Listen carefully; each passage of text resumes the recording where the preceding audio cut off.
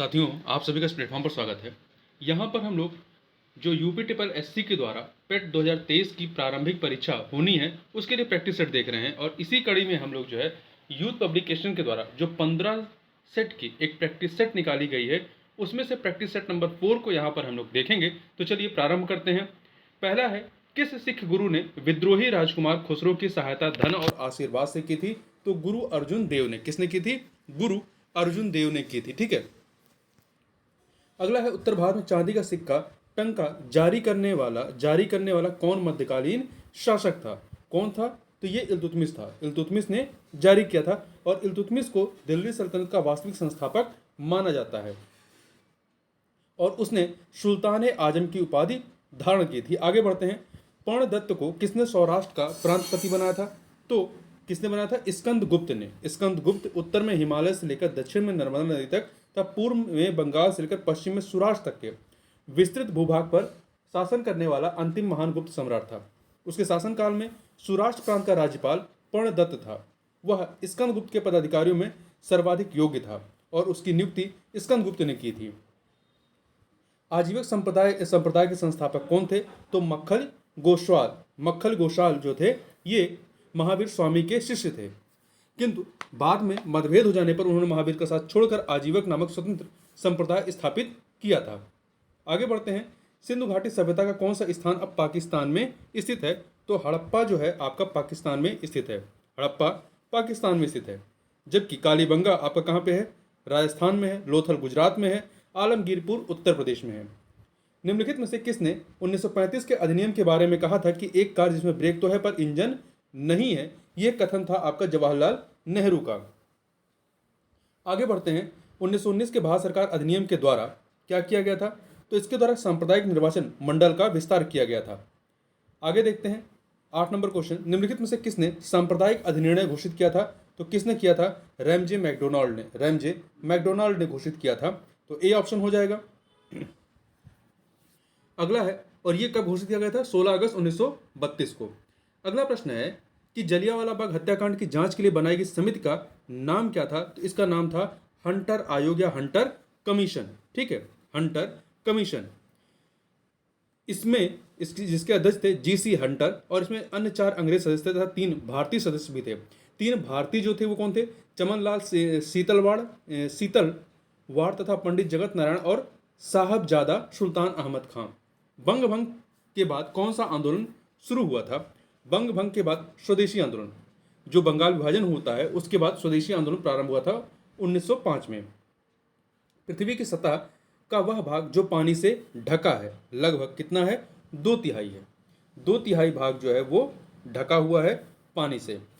निम्नलिखित में से किस एक महाद्वीप में उसके संपूर्ण क्षेत्रफल में मैदानी भाग का प्रतिशत जो है वो सर्वाधिक है? तो इन चारों में यूरोप महाद्वीप के कुल स्थल क्षेत्र का सर्वाधिक भाग जो है मैदानों से घिरा हुआ है।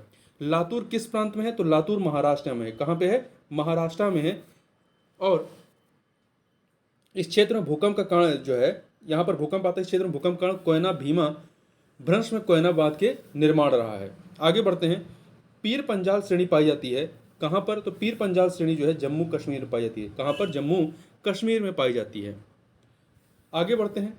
2011 में देश के निम्नलिखित राज्यों में से साक्षरता दर सबसे कम थी। कहाँ पर थी? तो बिहार में सबसे कम साक्षरता दर थी। कितनी? 61.8%। ठीक है। जबकि उड़ीसा में आप देखेंगे तो उड़ीसा, झारखंड, छत्तीसगढ़, इन सारी जगहों पर यहाँ से ज़्यादा थी। ये झारखंड में 66.4 थी। ठीक है। आगे बढ़ते हैं।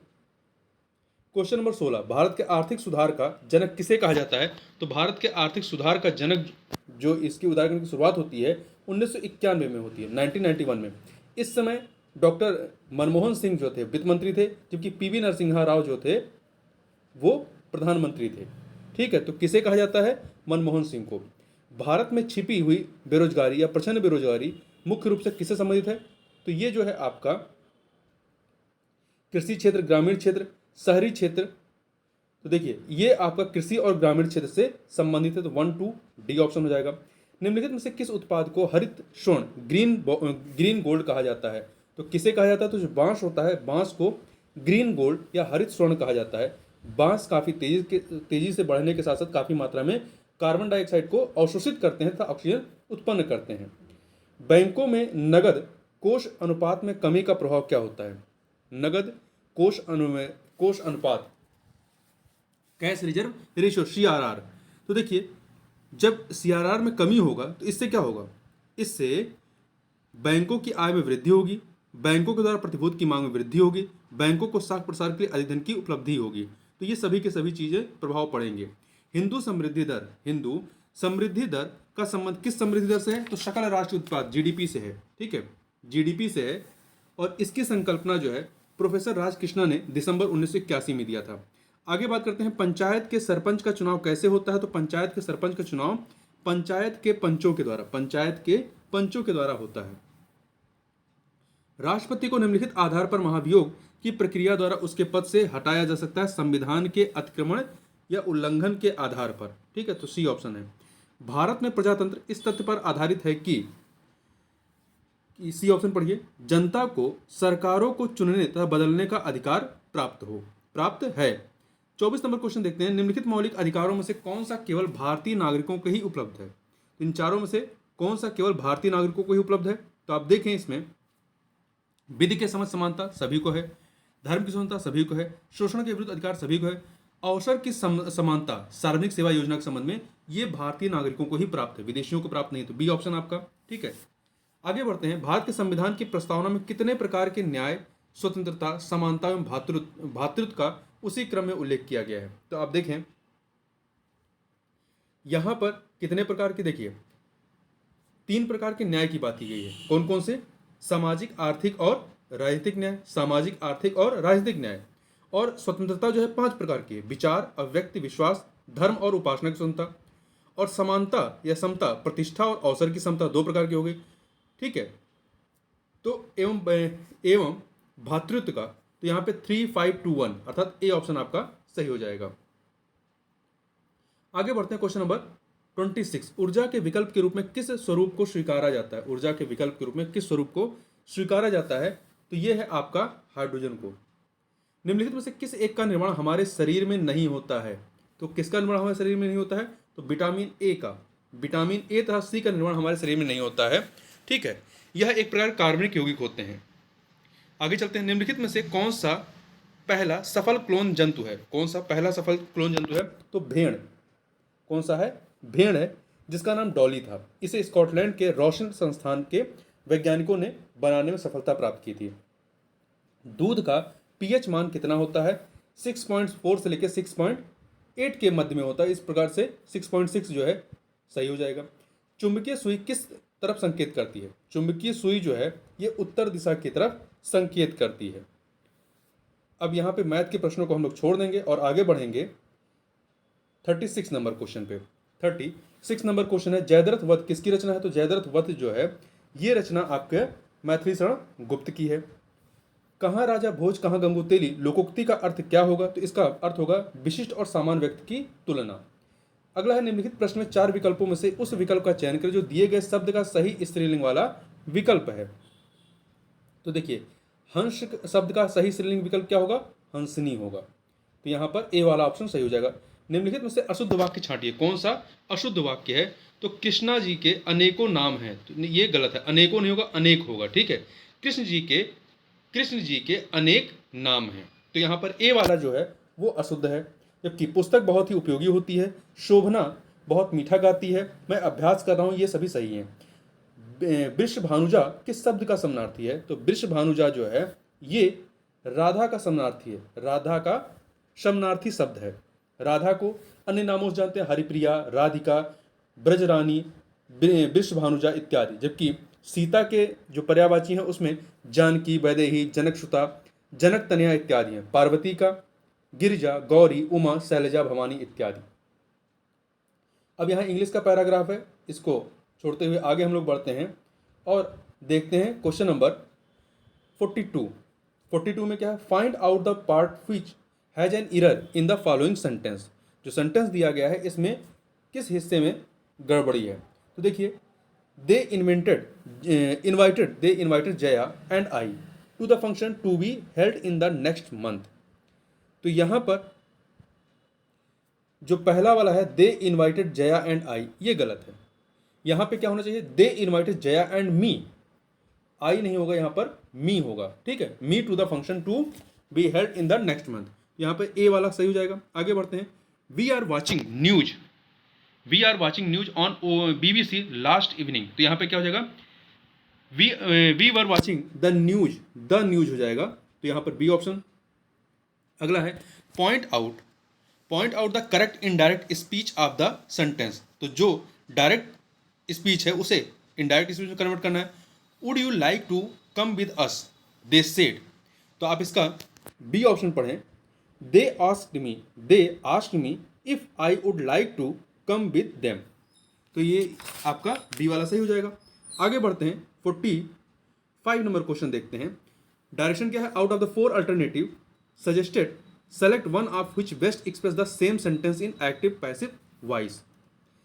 क्या है, then her face was bored, यह वाक्य पैसिव में है, इसे हमें एक्टिव में लेके आना है, तो इसका सही क्या होगा, आप सी ऑप्शन पढ़ें, then she bored her face, then she bored her face.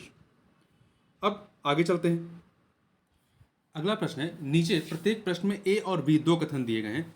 ये कथन या तो स्वतंत्र कारण हो सकते हैं या स्वतंत्र कारणों या समान कारण के परिणाम हो सकते हैं। दोनों कथनों को पढ़ी तय कीजिए कि निम्नलिखित में से किस उत्तर का चयन इन दोनों कथनों के बीच सही संबंध बताता है।